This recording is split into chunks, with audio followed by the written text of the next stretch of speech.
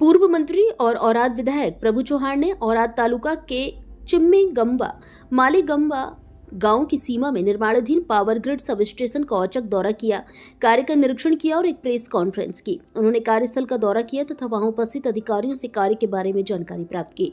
इसके बाद उन्होंने गुणवत्ता का निरीक्षण करने के लिए टावरों, इमारतों और मशीनरी के निर्माण स्थलों का दौरा किया। नींव के काम में उचित ढंग से कसावट न होने के कारण सीमेंट उखड़ रहा है। गर्मियां शुरू हो गई हैं और सूरज हर दिन गर्म होता जा रहा है। हालांकि उन्होंने सीमेंट कार्यों के लिए पानी का उपयोग नहीं करने के लिए अधिकारियों की कड़ी आलोचना की। मैंने बहुत मेहनत की है और 2147 करोड़ रुपए की लागत से 675 केवी पावर ट्रांसमिशन क्षमता वाला कर्नाटक का पहला power grid electrical sub station स्थापित किया है। काम सही ढंग से और गुणवत्ता के साथ किया जाना चाहिए। यदि आप जल्द से जल्दी काम पूरा करने की हड़बड़ी में खराब काम करेंगे तो आपको परिणाम भुगतने होंगे। उन्होंने चेतावनी दी कि यदि गुणवत्ता की उपेक्षा की गई तो वे इसे किसी भी कीमत पर नहीं छोड़ेंगे। भारत संवाद से शिवानंद बेदरे की रिपोर्ट।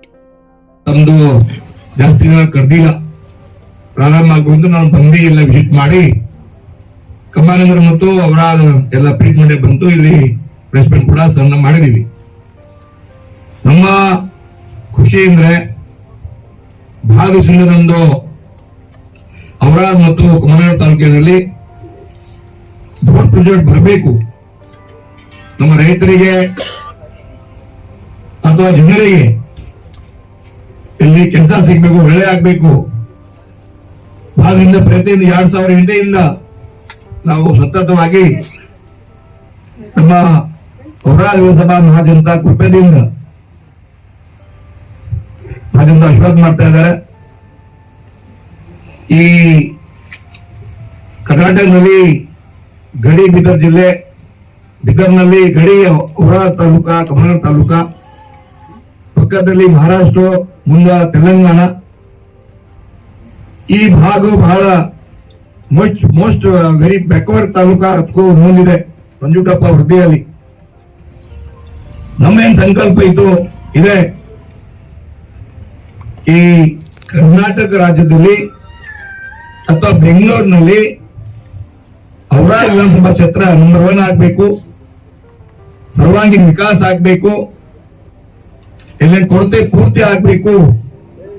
ಸತತವಾಗಿ ಪ್ರಯತ್ನ ಮಾಡ್ತಾ ಇದೀವಿ. 2000 ಸೆಕೆಂಡ್ ಚುನಾವ್ ಆದ್ಮೇಲೆ 13-14ನಲ್ಲಿ ಔರಾದ್ನಲ್ಲಿ ಹೆಲಿಕಾಪ್ಟರ್ ಕಾರ್ಖಾನೆ ಬರಬೇಕು ಅನ್ನೋ ಪ್ರಯತ್ನ ಮಾಡಿದೀವಿ.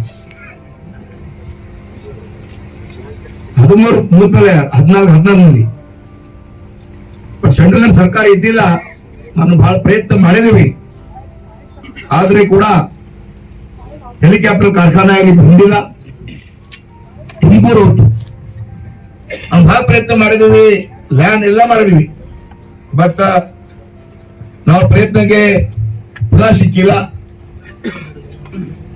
ಈ ಟೈಮ್ನಲ್ಲಿ ಕಾಂಗ್ರೆಸ್ ಸರ್ಕಾರ ಇತ್ತು, ತುಮಕೂರಿನಲ್ಲಿ ಹೆಲಿಕಾಪ್ಟರ್ ಕಾರ್ಖಾನೆ ಹೋಯ್ತು.